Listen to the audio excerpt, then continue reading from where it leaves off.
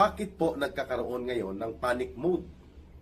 No, nagkakaroon ng matinding reaksyon, bagamat hindi nila ipinapakita sa publiko ang Malacanang dahil sa pagkakalantad na mayroong ibinigay na mga files si Undersecretary Bersamin kay Congressman Leandro Leveste.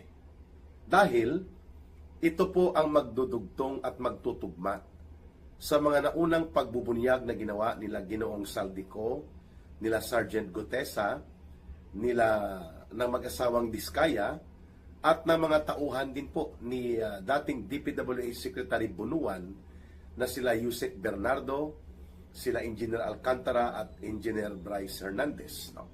And of course, wag nating kalimutan na mayroon pang umiiral na hindi pa na ibubunyag ng lubusan itong Cabral Files. Kaya, ang pagkakataon ngayon na lumantad na itong mga pinanghahawakan na impormasyon ng isa sa inner circle mismo ni Marcos. Hindi lamang ni Romualdez, kundi mismo sa presidente kay Marcos Jr., nagre-report itong dating presidential liaison head, no, sa Presidential Legislative Liaison Office. Yan po ang opisina na hawak dati ni Yusek Adrian Bersamin, no? At tinatawag na siya na si Small Boy, no? So mayroon na pong na-execute na affidavit. Ang pagkakaalam ko, kinumpirma na po ito ni Congressman Igay Erese.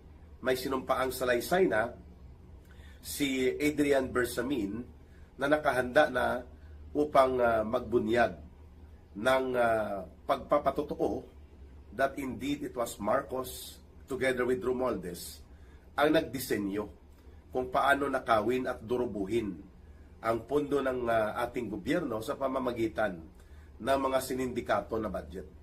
Budget 2023, 2024, and 2025. Lahat ng mga sindikato na budget na ito ay nanggaling po ang utos kay Marcos at kay Romualdez ang disenyo upang ipatupad. At ang isa sa mga nagbulgar nito na hindi na mapipigilan pa ang pagsambulat ng katotohanan ay dating kasama sa sindikato nila Marcos, si Ginoong Saldico. And so therefore, mga kababayan, napapanahon, no, very timely, na nangangailangan ng pag-sustain ng pagbubunyag sa responsibilidad at kriminal na pananagutan nila Marcos at Romualdez. Dumating naman po ang pagkakataon na may isang Adrian Bersamin